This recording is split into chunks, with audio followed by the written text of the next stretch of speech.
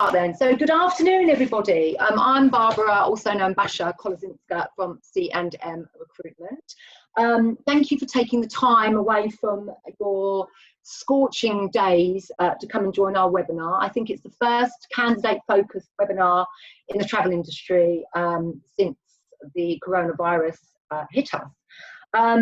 And it's also potentially the hottest day of the year, so I appreciate a lot of you might be at the beach, but with the wonders of modern technology, hopefully some of you are seeing us from the beach and so on.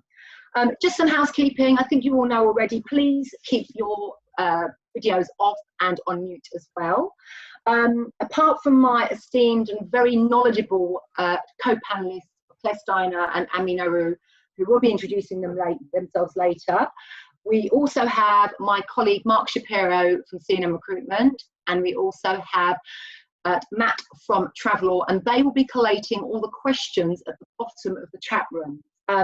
So we won't be taking questions while we're presenting. The questions will be at the bottom of the chat room afterwards, which they'll collate, and then we'll get them all answered as best we can at the end of the presentation. We're also delighted to be hosting this in conjunction with Travel Weekly, and we have Lucy Huxley, Editor-in-Chief, and Juliet Dennis, Chief Reporter from Travel Weekly, who are reporting on the session today. If it goes really well and we want to do follow-up sessions, we absolutely will.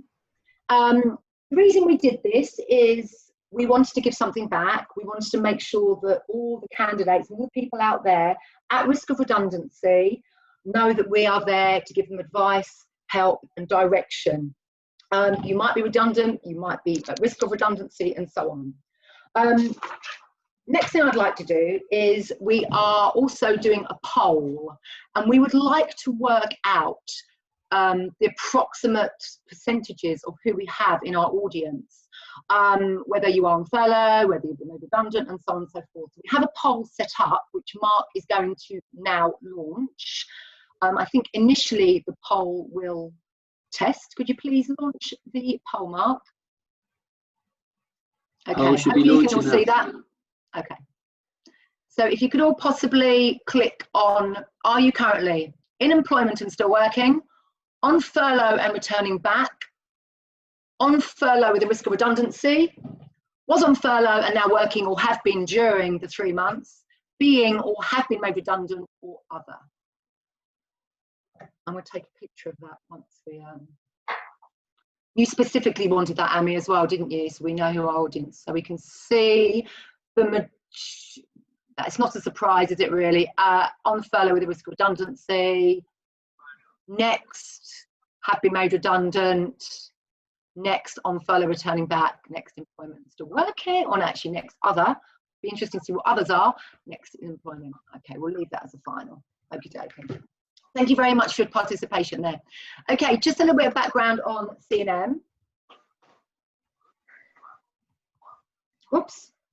Okay, background on C&M. We are a travel recruitment agency. We've been around for 22 years. We live, breathe, eat the travel industry. We know it inside out, back to front. We've all worked in the sector. I have furloughed the majority of my staff as well. We've got over 200 years of travel industry and over 300 years of recruitment experience. What we don't know about travel recruitment, it's probably not worth not knowing about. It's very important that you guys know this, those of you that don't know C&M, because I appreciate there's a lot of different backgrounds we have listening today, be it from TMCs, OTAs, tour ops, technology companies and so on, that you know that we actually do know what we're talking about. And we're specialists at all levels and all disciplines within the travel industry. So, the last 3 months, it has been undoubtedly the hardest and the most challenging 3 months in my career, and probably in a lot of our memory and careers of the travel industry. It's been a challenge and difficult for every sector, every company. You see it daily from Travel Weekly, what's going on, how many redundancies are being made, and so on and so forth. However, from our perspective, yes, the first 2 months were extremely difficult. It was dire. We went from 1,000 vacancies to pretty much 0. Recruitment freezes were put on, offers were pulled, candidates that were due to start jobs weren't. It was extremely, extremely difficult. But we are beginning to see small signs that things are beginning to bounce back very, very slowly. I'm not an HR or a legal expert in employment law. This is why we have Claire and Amy here to talk to you. I believe, and what Mark and I and the team are really seeing, that the domestic market and the luxury market is beginning to return, so domestic cottages and so on. Now with what's happening, with quarantine, I think that will probably be lifted on Monday. Obviously the air bridges, there was news today that there's going to be an announcement in the next few days with, I think, 4 main countries that will lift, and that will encourage people to book holidays, which is exactly what we want. The TMC sector is really, really, really going to take time to bounce back, and that's a challenge for us all. We also think long haul, that's going to be quite difficult to come back as well. So that's it at the moment. I'd like to now pass you over to Amy, and she's going to give you a legal overview for furlough, redundancy, and so on and so forth. And please keep any questions until the very end. Thanks, Basha, and everyone. I completely agree with you. These last few months have probably the hardest that I've faced as an employment lawyer, and I've been practicing for over 20 years.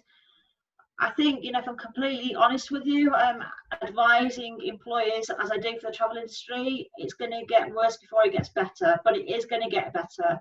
And that's why each time the furlough scheme has been extended by the government, employers have seen this as another lifeline, because the last thing that they want to do is make redundancies. Okay, they have some very key staff that they want to keep, and they are desperately trying to keep hold of them, and there's a lot of head scratching going on in the background, and these decisions are not being made lightly, and they're not being made, you know, with much ease.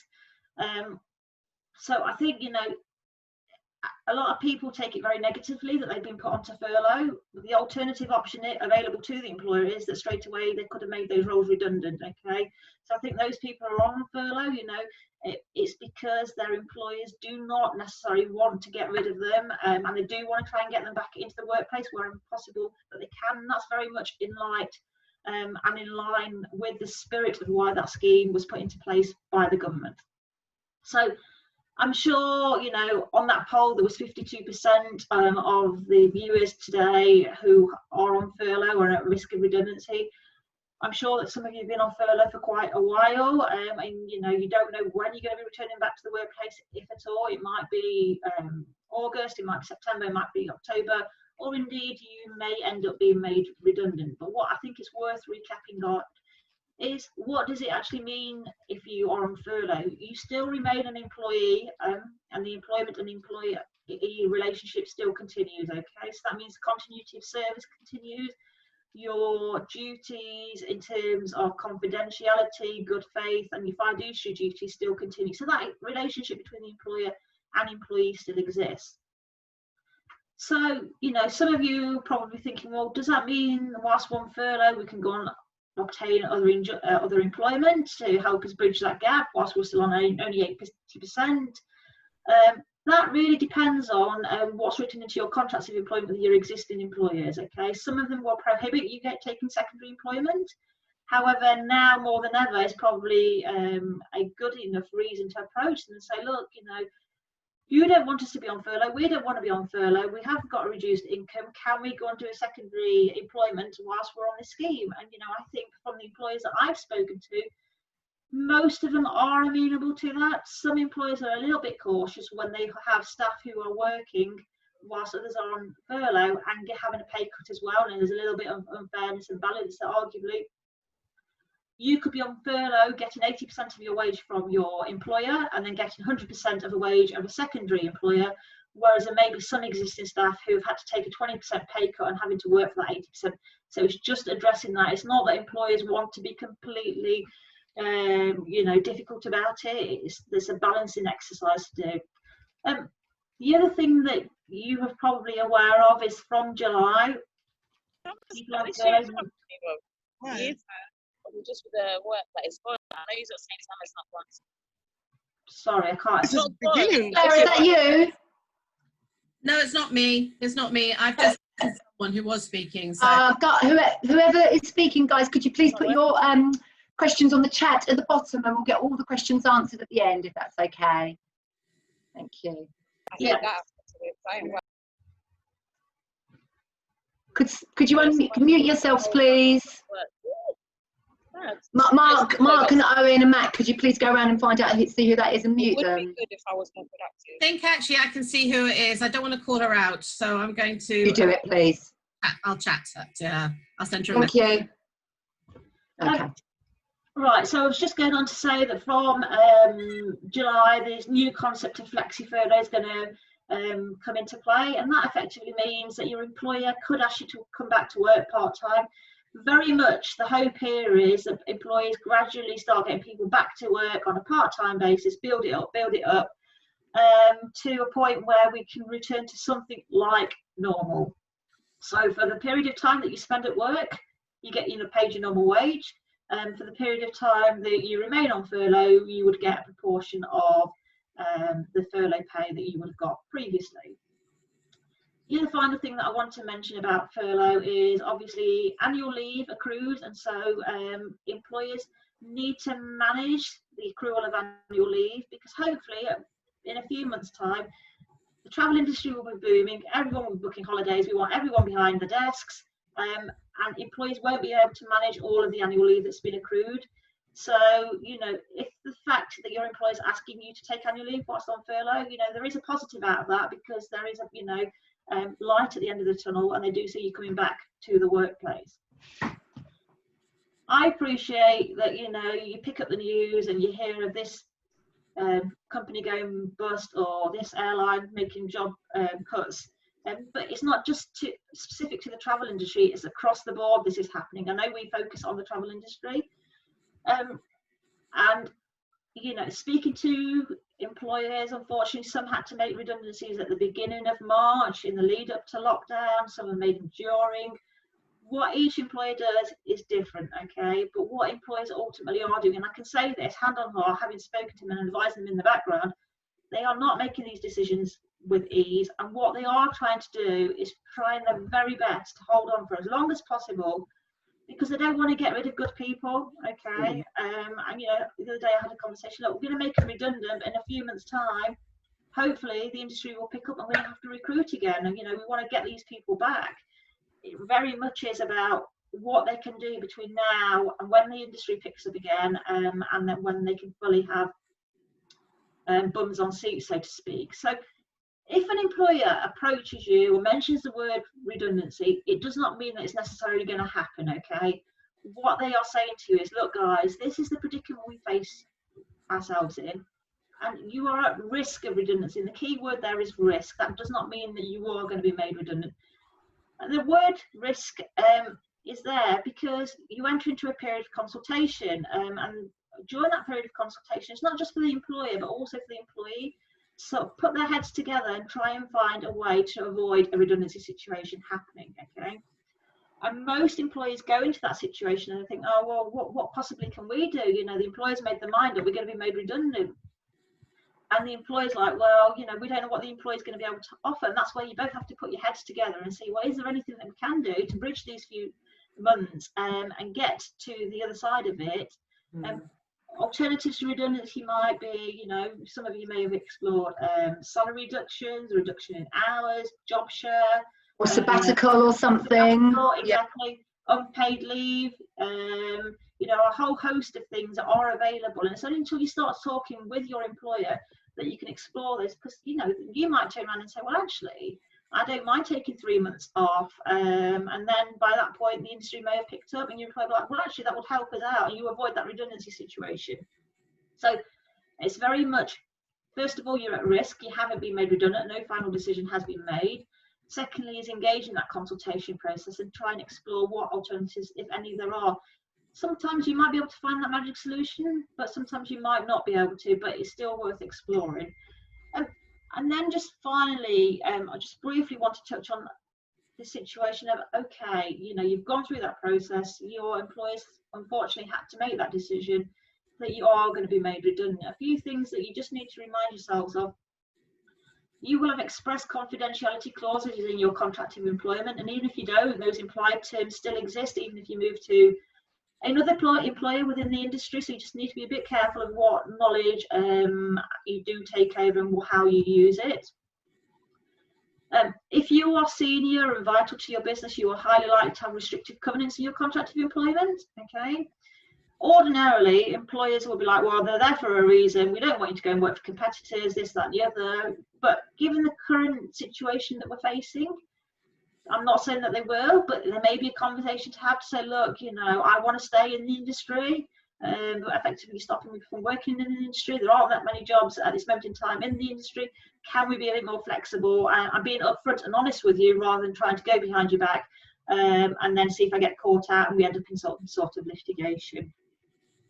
And also, you know, if it is the case that you are going to have to exit that business, rather than, you know, a random employer contact your former employer and say, can we have a reference?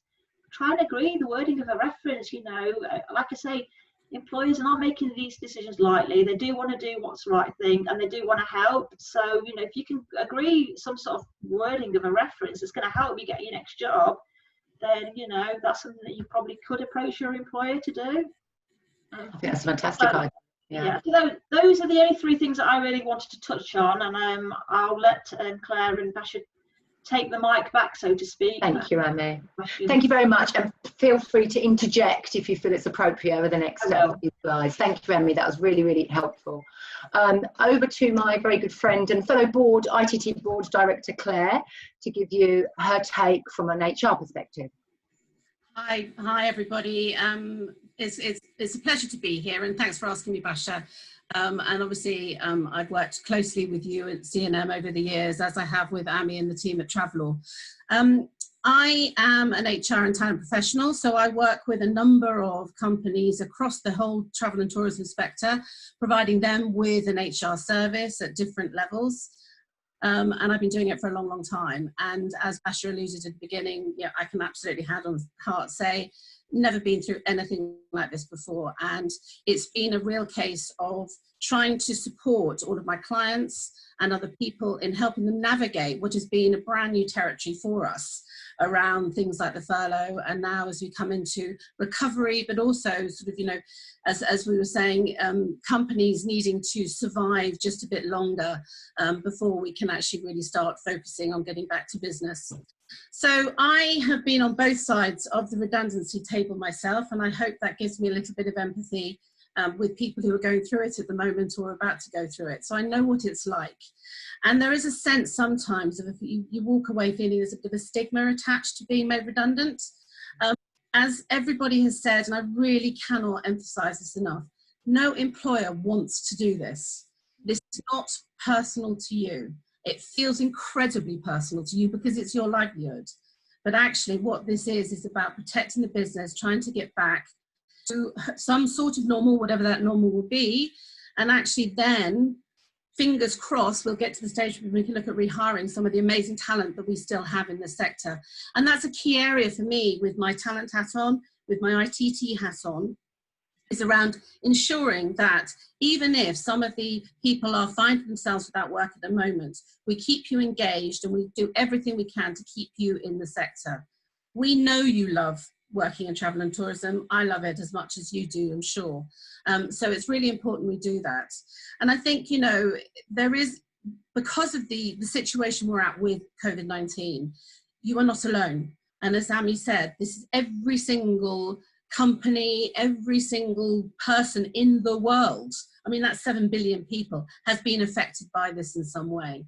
And I know, as I said, it feels very personal to you, but we will get back and we're all doing the most that we can. And all I know, all my clients are doing everything they can to really move past this and get back to normal. So fingers crossed that will happen. With any adversity though, and I have seen this throughout the years, there always comes opportunity. And one thing I learned when I have been made redundant myself, and also obviously have had to make people redundant, is you often find opportunities that you might never have considered before. You might actually even be slightly brave, if you like, to take a chance on things you wouldn't have before, because you obviously were working and you were focusing on your career at that time. So there are always opportunities from adversity. It that you might have to think about transferring to a different, either a different area of the industry or even leaving the industry in the hope that you can then come back in. And all the skills that you are learning whilst you're going through this process.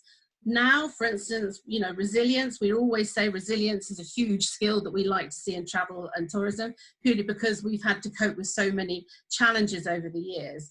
We're very good at it, but I think this is a whole new thing of resilience here that we've had to deal with as a result of the pandemic. So you're looking at skills going out of the industry. You will still be developing skills. How you deal with this personally and how you present yourself publicly will be skills that you will actually help develop. And things like customer service, that will still, you know, all the skills you have from travel are completely transferable into other industries in the same way that they're transferable from other industries into travel. So again, think about how you can, I know Bash is going to talk a bit more about that later, so I won't drag that out too much, but there are opportunities and you just need to look out for it. So as I said, there is a war on talent out there. We've always talked about the war for talent, and that will come back. It's on pause. That's what I keep saying. We're on pause at the moment.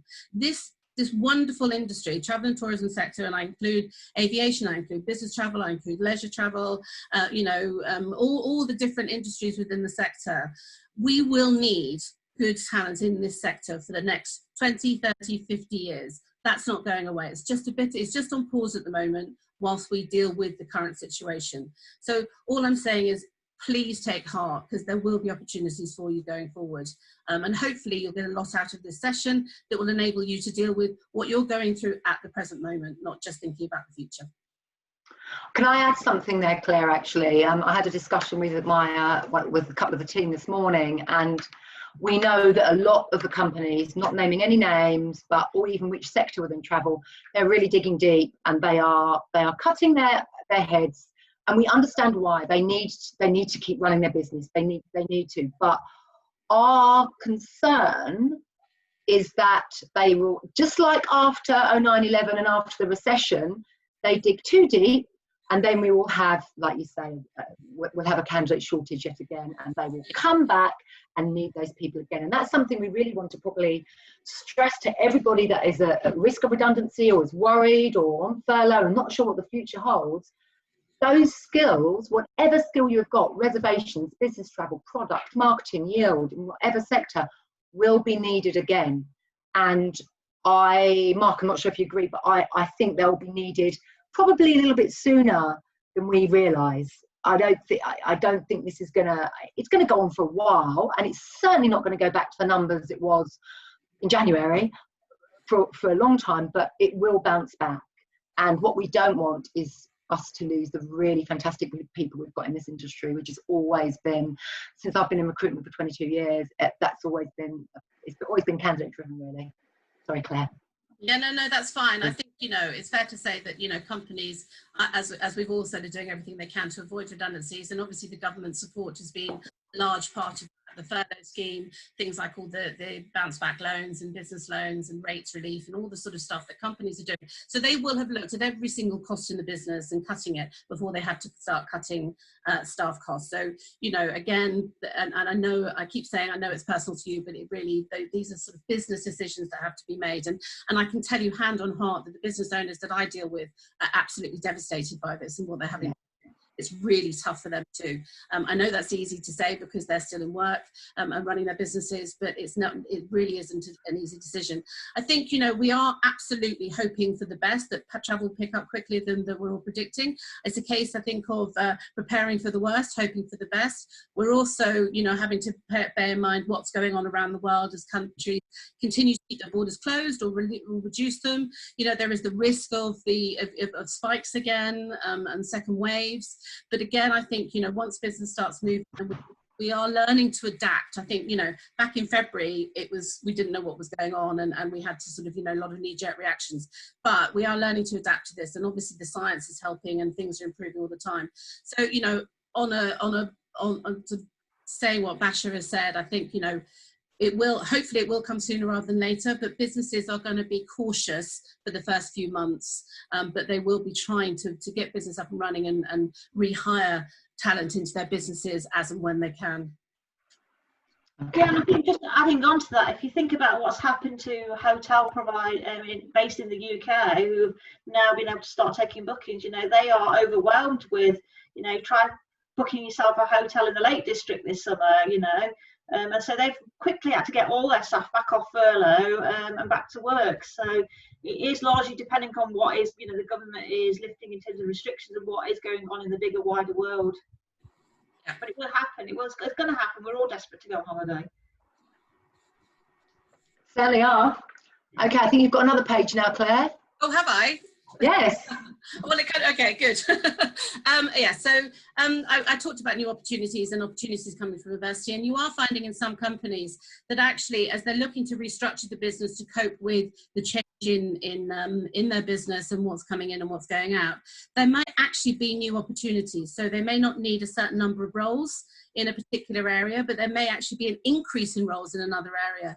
And part of it, and I know Ami will back me up on this, part of the thing they have to do as an employer when they're going through people and putting people at risk of redundancy is look and see who can fill those roles. So it's not a question of actually bringing someone in from outside when you're making other people redundant. If any of the people that you're making redundant can do those roles, then they have first call, if you like, first opportunity to take those roles. So there will be some new opportunities in some businesses, and actually, but again, you know, it may be that there is no one in the business who can do that role, so therefore they will go outside, and I know Barbara's been seeing some shoots of that with jobs coming in slowly back into C&M Recruitment, which is great. I wanted to touch on personal branding, and I think Barbara will again talk about this a bit around your CV, but you know, your personal branding is you. It's how you project yourself to the world. I know you know this, many of you will be updating your LinkedIn profile regularly, but also remember, it's also your attitude and how you project yourself in times of anxiety and times of difficulty that actually will make you stand apart from others. No one expects you to sit there, you know, being very happy about maybe some of the decisions that are being made that affect you personally, but actually how you leave that employment, and hopefully you will leave it with the door open. And that's again really, really important, and I hope, and I'm sure you all are behaving very professionally when this awful news is being delivered to you, if and when, and I hope that you know, the door is open for all of you. So we'll talk probably a bit more about personal branding, but that's something I do a lot of, and I believe very strongly in, because you're not only you're always an ambassador for the company you work with, mostly you're an ambassador yourself and your branding, and you need to think about how you're projecting yourself during times of hardship as well as times of plenty, if you like, to the world. And you know, what does make a good employee? You know, that is slightly different for every company. But what every company wants, and one of the things I love working in the sector, is the fact that we all have this passion for it, and a real belief in it, and we're all genuinely people, and we want to make the most of it. So what makes a good employee for me is someone who is a good communicator, who actually will sit and listen, but also sometimes maybe challenge some of the stuff that they're hearing, but in the right way, acting professional at all times, looking for ways to upskill yourself, looking for ways that you can be flexible. And I think in this particular circumstance, that's probably alluding to what Ami was saying in her bit earlier around alternatives and the flexibility that you might need to display if you're trying to look at any way you can to keep your job at your company. And it may hopefully only be temporary, but a good degree of flexibility will put you in good stead going forward with your employer. So I know we'll cover these a bit more, I'm sure, later. So that's probably enough from me. Fantastic. Thank you very much, Claire. What I'm going to do, guys, I believe that we've got quite a lot of people in the waiting room. I think we might have a slight technical hitch. So what I'd like Matt and Mark to do is maybe just sift through some of the questions. And if there's any questions until I speak, geared towards Ami and Claire, they can get them answered, and I can try and get into the waiting room and try and open up some more people to come in. If that's okay with Ami and Claire and my fellow team? Absolutely. Yeah, I'll mute myself and get this sorted. Okay. So I could start off with the first question that was asked, and this could be, I think this could be either Ami or Claire. Can you hear me okay, by the way? Yep. Okay. So the question's voluntary redundancy versus statutory redundancy. And if you opt for the former, does this affect your chances of being rehired if you see your old job being advertised 6 months later? Yeah. Or would you have grounds for constructive dismissal? Well, I think the thing is, you know, normally voluntary redundancy is offered on enhanced terms, hence why you would volunteer for it. With that voluntary element, there does normally come a catch that you won't be re-employed within X amount of months. However, these are unprecedented times. You know, employers do not want to get rid of good talent. And so, you know, there might not be an obstacle in them being re-employed by that former employer. But I think the key to this is see what's in terms of any voluntary redundancy agreement that you are offered. But in terms of whether it would be a actual constructive dismissal, well, you'd already be a constructive dismissal, just to be clear, is when you resign in the face of a fundamental breach of contract that makes the relationship between the employer completely broken down. This wouldn't be a constructive dismissal situation because you are being dismissed on terms of redundancy. So there's a bit of a technical legal difference there. Thank you, Amy. I've got one question that's come in privately, and the basic question is this. This person's been working for 30 odd years in the industry and is now taking voluntary redundancy. So they're still in consultation, but the voluntary redundancy has been accepted.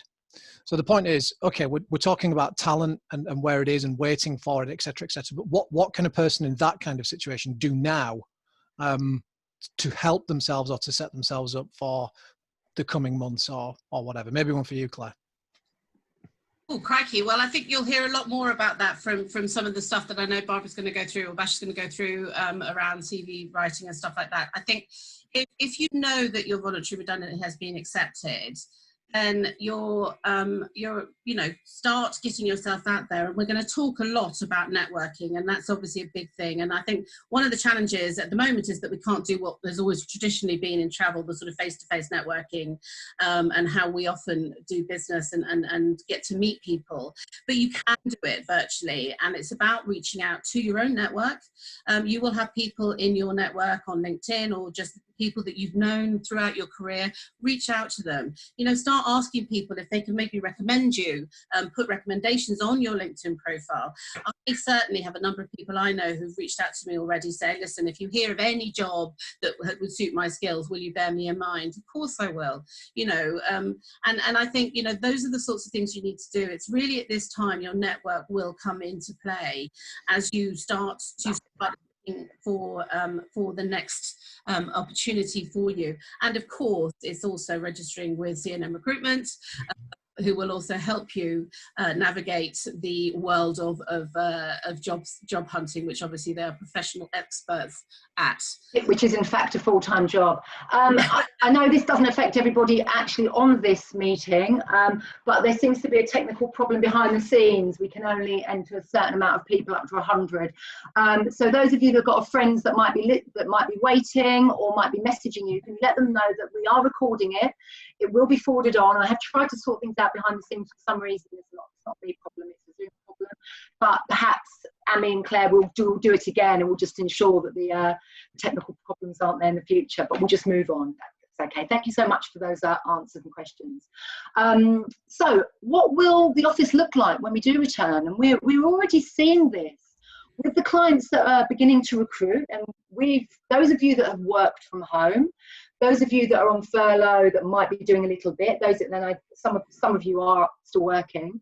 What this has shown us is the ability to be more flexible, that we can work from home, that we are motivated, that we don't need to necessarily be in an office. And I think a lot of people have flourished and have shown that they are just as motivated, if not more, working from home. The work-life balance is much better. I think in the future, for when the job, and I love the fact that Amy and Claire are extremely positive that when it bounces back, and it will, this is going to promote more flexibility, more job sharing, more hot desking, which can only be a positive thing for the recruitment world. We've been so narrow in our expectations as candidates and also as employers. They've been very narrow in their requirements, what they're looking for. But now this is showing both employer and employee what really we can do as human beings. We can work on our own.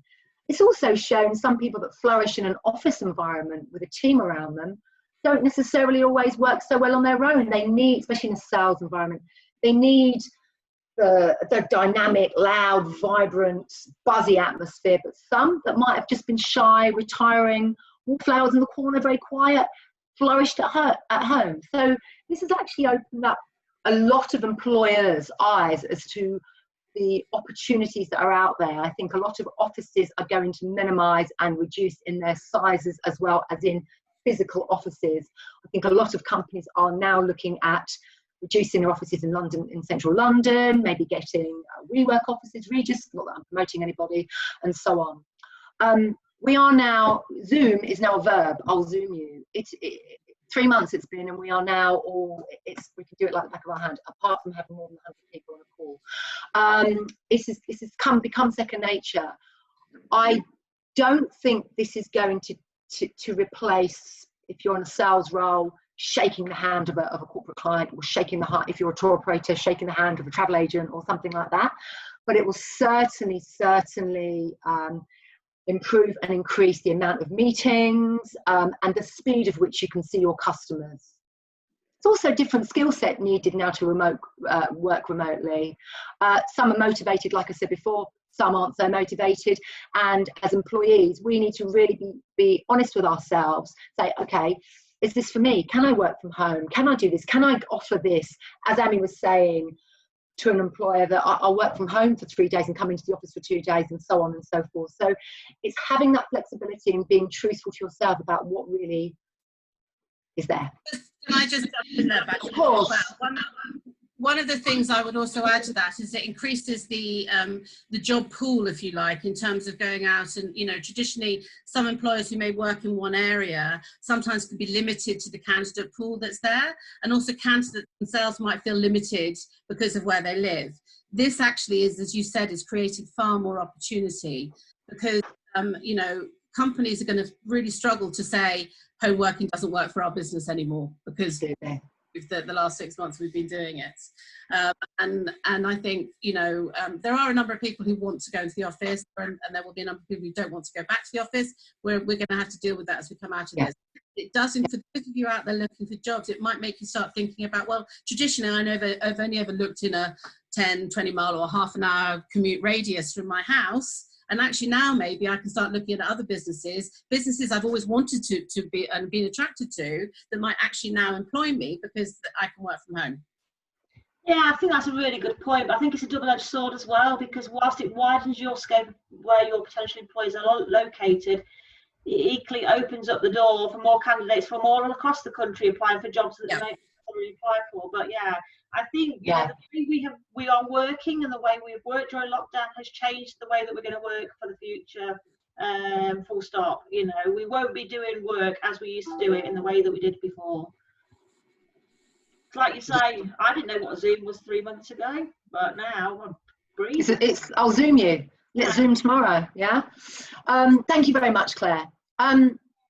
So if you're furlough or newly redundant, I think we've actually touched on this already while I was trying to deal with Zoom behind the scenes. And it is a cliche, and all the different webinars and Zooms and all the different advice of travel and non-travel experts has been the same. Keep routine going, stay active, both physically and mentally. Develop your skills, like Claire was saying. If you're a reservations agent or a business travel consultant, cross-train over into another GDS. Learn a new language. A lot of our customers and clients always look for languages. Volunteering. A lot of our candidates are volunteering at the moment. So important to keep abreast with the trade at the moment. Can I just very quickly interrupt there again, Bash? So with the volunteering, this is something I'm particularly passionate about. And I think for a lot of people out there who are on furlough, for a lot of people who might be worried about, you know, getting work for the next few months, because obviously there isn't going to be that many vacancies out there. Volunteering is a way of keeping your skills active, and actually it looks good on your CV. So employers will see that you weren't sitting there. They will understand that everybody's under the same boat. Don't get me wrong. It's not going to go against you, but it will be an additional USP if you've actually managed to volunteer. You're giving back into your local community or whatever you're doing volunteering wise, and it will actually give you additional skills to put on your CV. I also think by volunteering, it shows a level of almost emotional intelligence and sort of empathy, and that emotional intelligence and that actually goes a long way in a lot of roles in the travel industry. We're all in this industry because we love it, and it's a lot of it is about soft skills and personality and culture fit, and it's about that rather than real technical ability. And I think the fact that you're volunteering, I think that shows, like when we look at a CV and we're looking for people for our clients, we're quite often looking at people's achievements, even sporting achievements, nothing to do with travel, because that shows something about that person. It shows determination and grit, and volunteering is about giving something back. And I think that is a really, really important point, Claire, and I totally agree with you.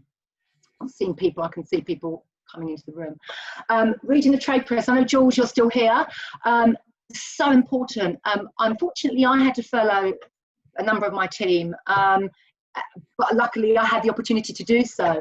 But one thing we were stressing is that this industry in the last 4 months, 5 months, has been so crazy. There's so many things that have happened, and it's so important to keep abreast with what's going on. If you are furloughed, not working, you're not even doing anything, no social media, we're not even doing any Zooms with your employers, keep abreast with what's going on, because that will stand you in better stead for the future, for when we hopefully will get you an interview into whichever sector.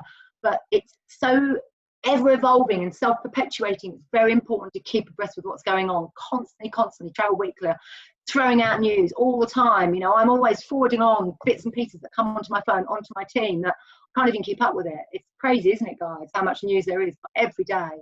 I'm just hoping the amount of redundancies that's happening is going to start reducing now that quarantine is going to be lifted and the air bridges are going to come in.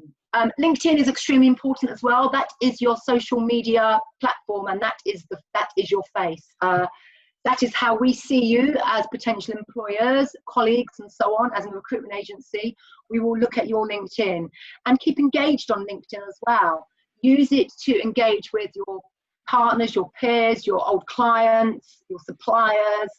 If you are at risk of redundancy or you have been made redundant, you can use it as an opportunity.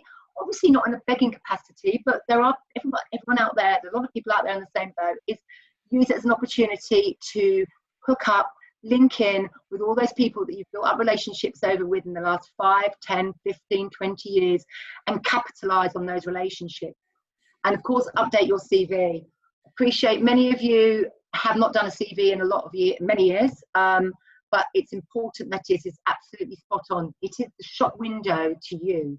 If you are sending your CV directly to an employer without sending it via a recruitment agency, absolutely fine, but make sure it's properly proofread, it's perfect. That is the first example that potential employer will see of you. They won't have spoken to you, they won't have received a call or anything. So keep the CV short. It doesn't necessarily have to be 2-3 pages. A lot of people say that, but keep your profile short, definitely.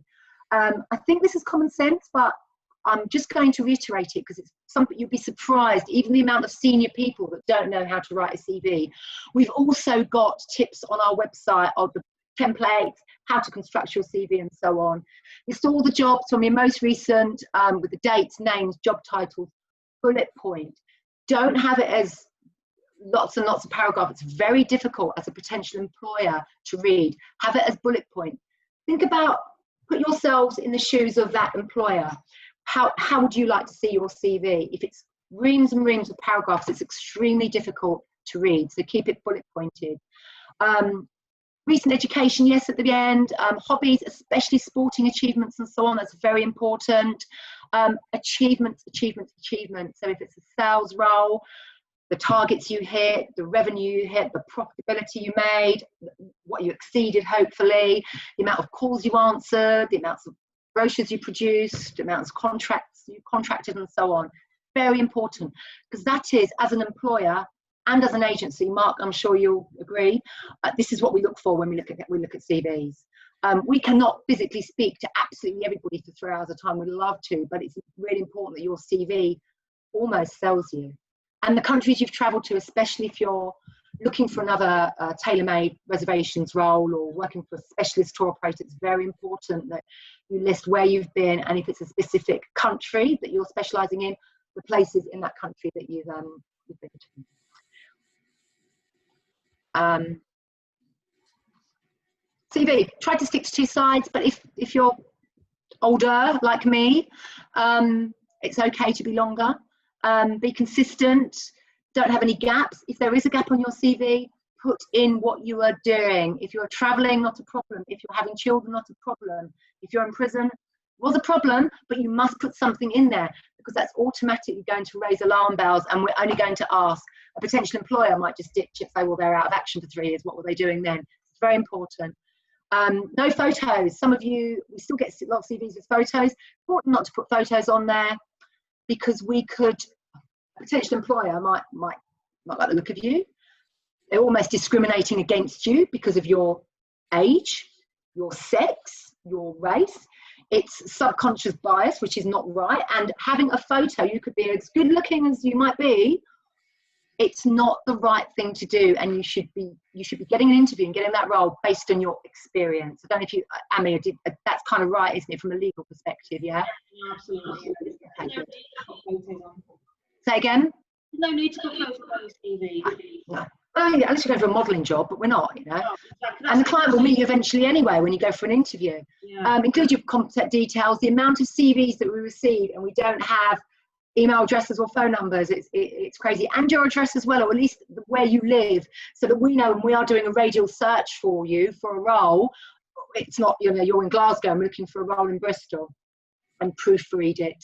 The amount of CVs. I think also going back, sorry, Bash, just go ahead, go. What I was saying about personal branding, and I know that most people know this already, but I still see CVs with inappropriate email addresses. Yes. You know, and they may be hilarious between you and your friends. I don't know, that's great. You've got a personality, it's great. Don't have an issue with that. However, this is about how you want to project yourself as a professional person to your employer. And it is so easy to get an at Yahoo, at Hotmail address these days, or at Gmail. So do think about your email address, because that will also say something about you. Yeah. And also, as well as LinkedIn, which is your professional social media platform, Facebook as well, and Insta and Twitter. The amount of times that we have looked at people to employ people for us at C&M, and we have found them on Facebook, and there's been some extremely inappropriate photos and posts, and we decided not to take them on. So be aware that if you want a private social media page, fine, make it private. If it's open to everybody to see, people, potential employers or recruitment agencies will look on there. Yeah, I won't tell you the kind of things we've seen in the past. Hey, Mark. No. Okay. How to develop your career. Again, it's not rocket science, and it's cliches, but it's cliches for a reason. Always look at improving and learning your skills. Volunteering not for volunteer work, like Claire said, but courses and opportunities, especially with your existing employer. Travel where and when you can. Tricky at the moment, but hopefully after next week we can, even if it's in the UK.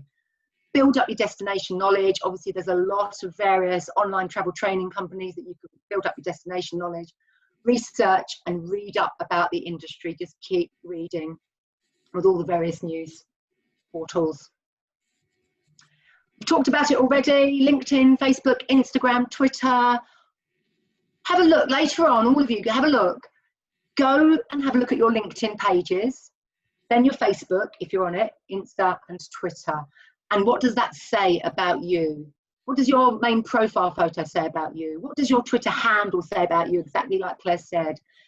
There are so many ways that us as potential employers can find you and find out about you. That absolutely amazing. Social media is fantastic as long as it is used in the right way with both parties. So please, please, please, if you are at fear of being made redundant, or you're going to be made redundant, and you're going to be one of the many candidates that we're going to hopefully help, make sure that your social media presence is professional. Employers, recruiters readily check, as I said. Everyone has access to it.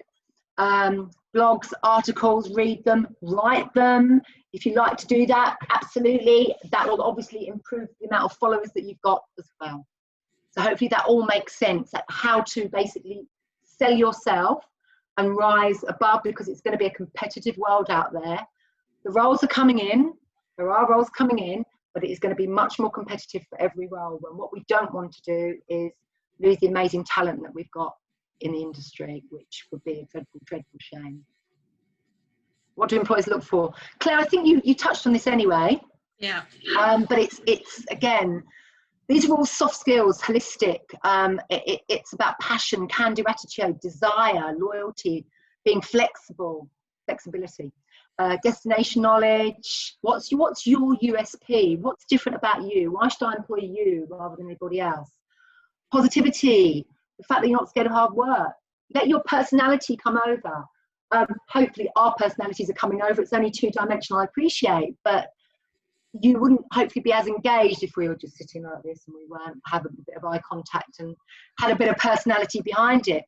The interviews that we're carrying out at the moment with our clients are Zoom interviews, and so we're really stressing with our candidates how important it is to really exude your personality. This industry is about personality and fit and culture fit and soft skills, and so many companies say to us, recruit on attitude, and we can teach the skill, and that is what all this is about. Personal traits and your willingness to work as well. These might seem all very simple points, but especially at the moment, and we do absolutely sympathise and empathise. I've been made redundant as well as Claire. I know exactly what it's like, and as an employer, it's also a very difficult time. It's not what we want to be doing.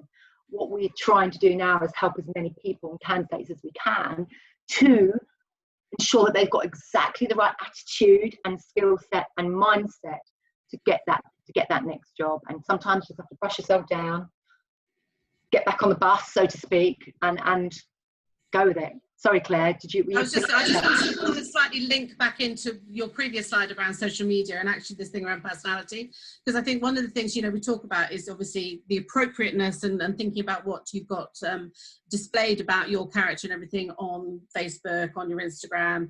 That doesn't mean we expect you to sit there just with pictures of you having a cup of tea at home. We want to, this is actually a really good way of showing your personality, showing what you've got up to, your travels, how networking events you've been to, how things that you've done. That's a really, really good way of doing it. So, think about, it's got to be appropriate. And I think that Barbara said that, it's about the appropriate things that you're showing on social media. Yeah, it's not just about being totally professional.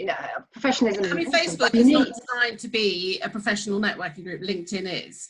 Facebook can relax, where you can show your holiday photos and things that you've got up to and the parties and everything. But again, think about those pictures and the photos and how that will portray you. It should hopefully portray you just having fun. That's, no one minds that, but just be aware of what's appropriate. I think that's absolutely right. People do those background checks on all these tools that we now have these days, such as Facebook, and they want employees with a personality, but they don't want employees with their personality that's so far out there that when they come in, they're going to ruffle feathers amongst the team, and they're going, their opinions are going to offend people. So it's a very fine line, but yeah, you've got to show that you're interesting, because no one wants to work with anyone who's boring, do you, quite frankly?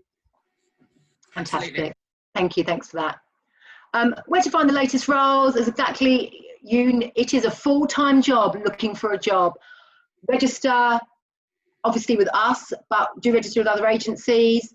Look on all the job boards, register with Total Jobs, Reed, CV Library, Indeed, Travel Job Search, Travel Weekly, and so on. Sorry, Jules, we put TTG on here, but it's only fair because we need to help as many candidates as we can. Travel Weekly, TTG, Travel Mold, Travel Bulletin, the national press, on social media, on Travel Gossip, and so on.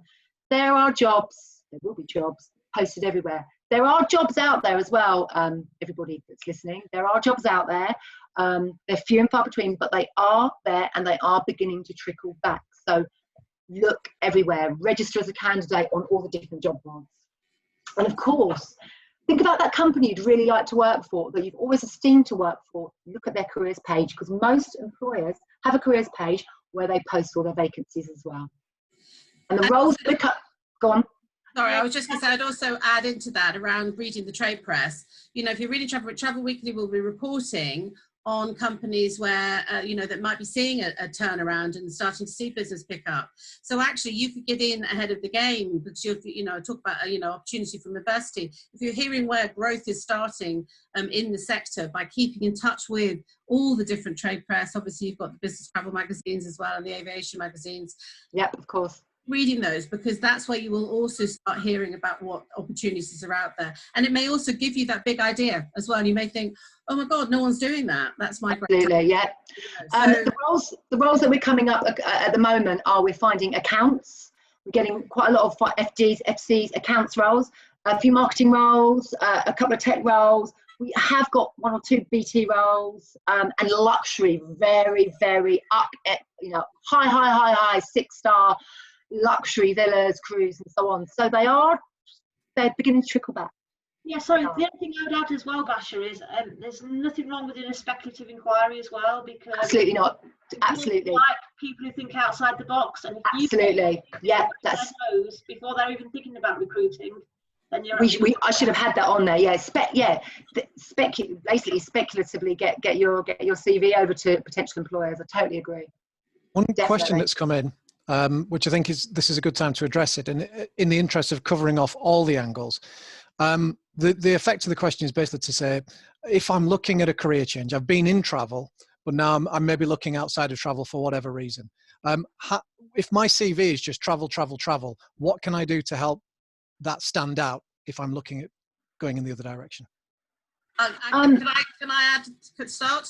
Yeah, you go for it. I'm gonna stop the presentation now, because don't stop recording though, Mark. We want the whole thing recorded, Mark. Yeah. So what I would say, and I deal with non-travel companies as well. Majority of my clients are travel and tourism companies. When you are writing your CV, and in any job that you are going for, I mean, obviously the recruitment companies will do part of this when they're selling you in, but if you're applying on your own, you will need to tailor make your CV to the job. So you need to do your research about the job, about the company, and you think about the skills that you have, the transferable skills. This is what's key. We keep talking about it, we keep battling on about it, and I talk a lot about this with young people who want to, or other people who want to get into travel. Transferable skills are key. In travel, you'll be great communicators, you'll have good sales skills, you'll be good at networking, you'll have good communication, you know, there'll be so many different things, flexibility, your travel experience, your ability to, you know, to communicate with different cultures and different time, all these different things are all skills that might be absolutely ideal for that job. Just because it says travel doesn't mean that the skills that you've learnt are transferable straight into another company. The amount of transferable skills that we have got in this sector is incredible. Huge. That a lot of other sectors historically have always, you know, tried to tap into to steal our candidates, but most people stay in this industry because they love it, they love to travel, they've got the passion and so on. So there's absolutely nothing wrong in going out to another sector. Gaming seems to be one that really likes to tap in because of our customer service skills, ability to hit targets and so on, and then return. One thing we do find is people leave the industry and 60 to 80% are back within probably 6 months to a year, and that's absolutely fine. I think that's probably what a lot of people are going to be doing, and that's actually quite good. It's quite good to have.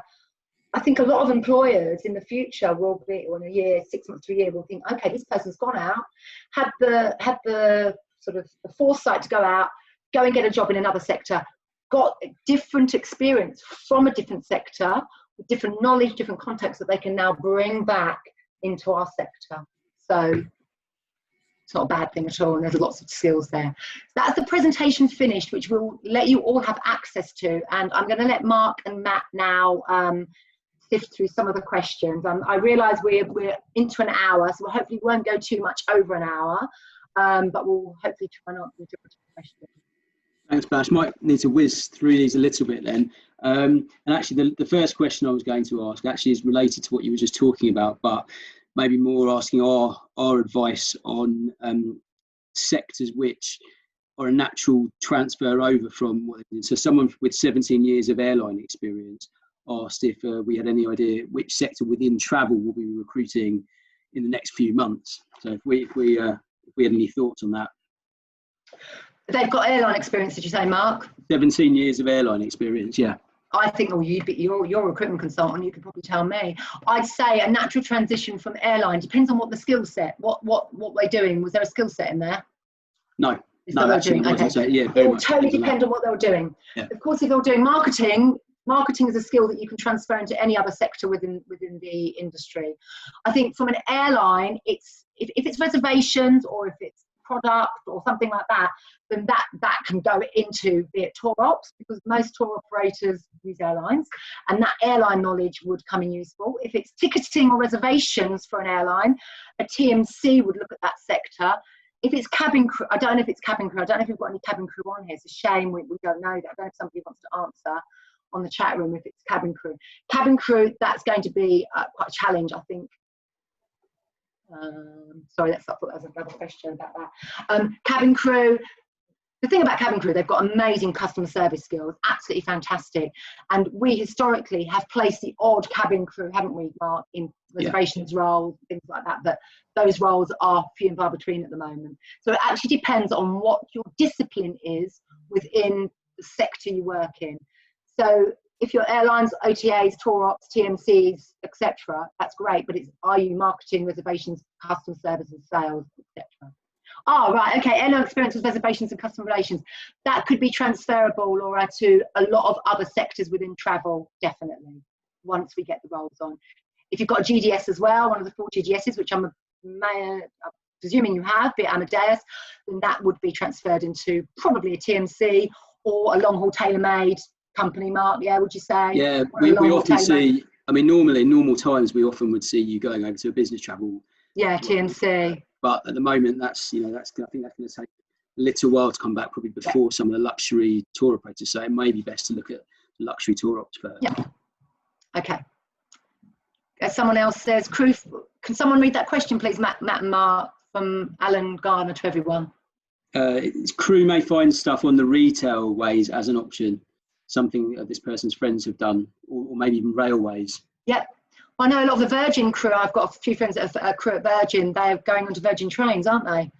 Temporarily until it's all sorted out. So yeah, absolutely, fundamentally, it's the same skill set that you've got, be it retail or be it on a train and being on an aircraft. So yeah, those transferable skills could be transferred into those sectors. Okay, we've got a question for Aminaru, perhaps on this one. Can I be asked to take annual leave as part of my notice period whilst being made redundant? Short, sweet answer is yes. We like short, sweet answers. Thank you. Which is unusual for a lawyer, but there you go. Say nothing. I think that's just covered off. That's just covered off one of the later questions. Actually, I hope it does. One of the questions before that, though, was there's an employee who asked if the redundancy that asking if the redundancy that takes place, are the company making the job or the person redundant? It usually might be the case that a company couldn't rehire for a role that's been made redundant, because legally they're on dodgy grounds there. As this is unprecedented, would it be different at the moment? It's always the role that's made redundant as opposed to the individual. So it's always the role that's put at risk of redundancy as opposed to, like, Tom, Dick and Harry, you are at risk of redundancy. So that's the first thing. Second thing is that redundancy has to be live. So there has to be a diminished requirement of work at that particular moment in time that decision is made. Okay. Employers cannot second guess what the future holds. Okay. We can't tell what's going to happen in 3 months' time, and there may be a real business need to recruit then. And so what an employment tribunal will look at is, could you say with certainty in 3 months' time you're going to recruit? And if you can't, then you're entitled to do that. I think sometimes people are a little bit concerned about how long an employee has in terms of time period to challenge that decision. That's normally 3 months, but the short answer is, they can recruit again, and they have to justify basically whether that was envisaged at the time they made the redundancy or not. Thank you, Amy. I'm whizzing through the questions as well, but I'm letting you guys do it because I think you're on top of it, Mark and Matt. Shall I go, Matt? I've got. Yeah, go for it. I don't think we should do one by one, otherwise we're going to be here the whole time. Okay. Right. So I'll throw them out there. So far away. We'll probably we'll do another 10 minutes and that'll be it. okay. I've got 3 more here anyway, just to let you know. So Okay. if you volunteer for volunteer redundancy and it's accepted, do you still need to go through a consultation period? Well, by the fact that you volunteered for redundancy, you've sort of shortcut the consultation process, because voluntary redundancy is an alternative to a forced redundancy situation. Okay, simple answer to that one.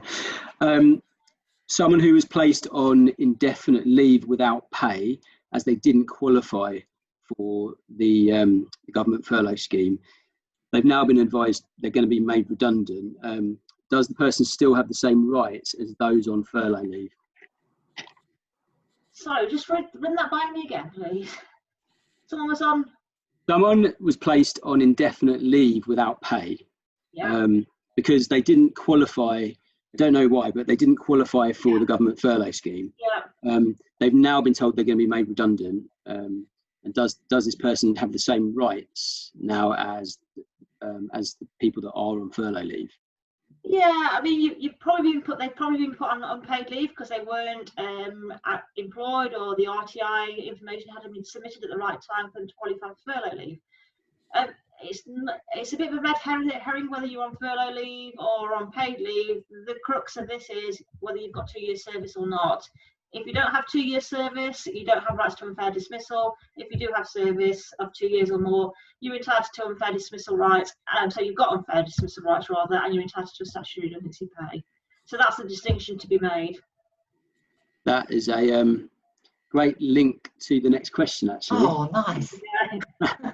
Seamless. Can we present to Mark? Absolutely seamless. So someone has actually asked, they have less than 2 years of service with the company, and they're concerned that they've been made redundant. Do they have grounds to take things further based on their age, or the fact that they feel their boss is aiming to protect staff from their particular origin? The person's written origin, assume they need their sort of cultural background. I think. I hope I'm right there.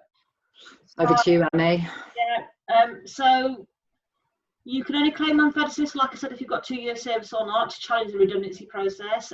For discrimination claims, you don't have to have any service, but for discrimination claims, they are notoriously difficult for you to prove, and the burden of proof will be on the individual to show that their employer discriminated against them during the redundancy process. Okay. Answer. I'm just going back to one of the questions here. I don't know if we are. Somebody's asked. They sent their CV to a CV critique and failed miserably. I'm not very good at self-promotion. Well, we'll help you with that. I don't know what everybody feels about CV writing organisations that you pay money towards. At the end of the day, your CV, yes, it's a shop window to you. And every CV should really be tailored to the role you're applying for, especially if they're slightly different roles. But speaks to the recruitment agency. That is what we are there for. We are there to promote you. We're almost like a one-stop shop for you. We are there to promote you, to talk about your benefits. If there are gaps in your CV, if there are any discrepancies, we have met you, hopefully met you, albeit virtually, qualified you. So we will know you a lot better than that end employer. So come to us. That's my advice on that one. One more question? 2 more questions. I'm out of questions. Oh, that's good. Matt. Similarly, so that's it. We covered them all, I think, Mark. Are there any more questions on the chat room? Does anybody want to ask any more questions before we close up? No. Let's have a look. There's a couple just come through. Are there any jobs with you? You'll be busy. There might be. We're bringing people back from furlough next week. Some people back from furlough next week. It's a fine balance for any employer, is bringing people back on flexi furlough and ensuring that you have got enough business there. We are, the recruitment agency is like a tour operator. You know, we make a placement, we make it a fee. You book a holiday, you get your commission. So it's very similar to that. So I'll let you know, Julia. Question for Amy. Do you want me to ask this, Matt? I mean, it's a tricky one. I think if I could ask it as a general kind of question, the general question would be, can you serve a notice whilst you're on furlough? Yes, you can. Yeah, that's correct. I know that. Yeah, and you pay up to 100. Yeah, the employer's got to top the wage up to 100%. Yeah. For the notice period. Yeah. Yeah. There's a good question kind of just above that, Basha, which is, do you think there is likely to be any new roles in travel? Or will any remaining businesses just be taken up by furloughed staff coming back? I think that means wow, roles. do you know what? That is a fantastic question. And we have been debating this at length. Are employers going to be using this as an opportunity to restructure, re-strategize, not get rid of, but change roles, change role titles, and so on. My humble opinion is there will be new roles.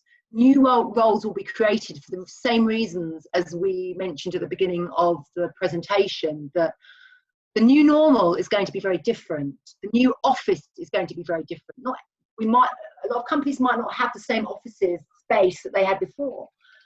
They might need more people who have got the ability and flexibility to be able to work from home, because they're simply, we might not be able to go into our offices because we might have to have 1 meter social distancing and so on. So I think that is going to create more roles, because not everybody wants to work from home and so on. So I do think there will be. And roles, we have got some new roles on. That's proof in the pudding. There are roles coming in.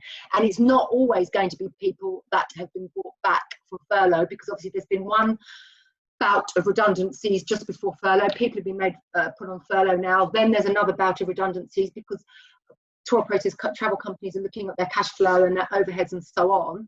And then they might relook at their strategy, look at the skill, probably look at the skill set that they actually need. It's not because being made redundant and going on furlough is not a negative. It is just unfortunately the way of the world. Like Claire said, the whole world has been affected by this.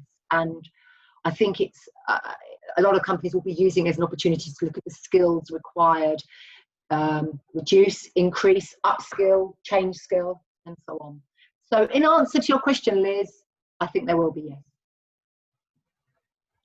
Okay, there's a couple of other questions. You want to do any more? Go on, let's do one more. One for fun. Okay. Claire. Yeah. The one about shielding. Yeah. Hello, okay. Claire. So the question is, any advice to people who are shielding and trying to find a new job? People who are shielding have been told not to go back to the workplace until after 4th of August. So do you think this is a barrier when looking for a new role? And when should you mention, as part of the recruitment process, that you are shielding? Well, the cut-off date for people coming out of Shield is 4th of August, isn't it? At the moment, that's no different to anybody else looking for employment. All the interviews that we've carried out and we've arranged have all been via Zoom anyway. And I absolutely don't think that you should hold that back, because I don't think any employer should be discriminating against you because you're shielding.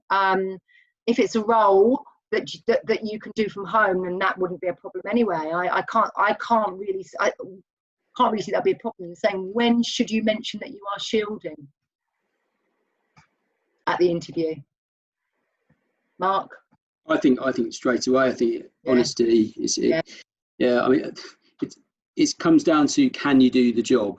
I think obviously if it's a role where you are expected to be out and about, and that's the nature of the job, then everyone has to be realistic, and you wouldn't be able to do that at the moment unless they could find a way of changing the job itself. So yeah, for the jobs that you can do from home, it's I can't see it being a problem at all. And this is what we were saying earlier, that this is proven that people have got the ability to be able to be flexible and work from home, and that will create more opportunity for both employers and employees. One more. Should we do that last one on the CV thing, Matt? Okay. One more CV thing. We like CV things.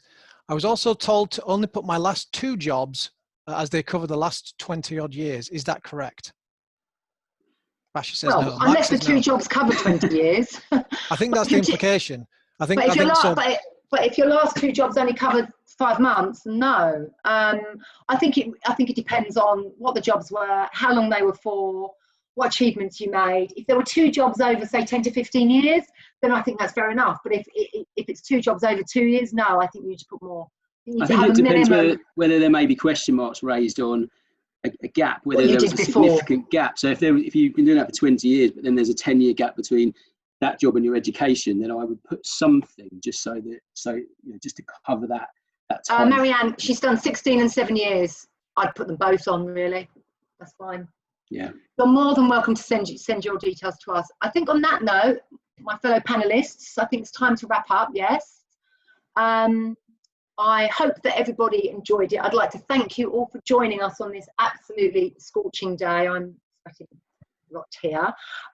All of you that have got friends and colleagues that couldn't make it in, can you please apologise on our behalf? We don't know what happened on the technology side, but we will be sending a recording on and sending an email on. I'll investigate why. What we might do again, team, if it's worth it, we might do another one, and we'll just ensure that the technology is there.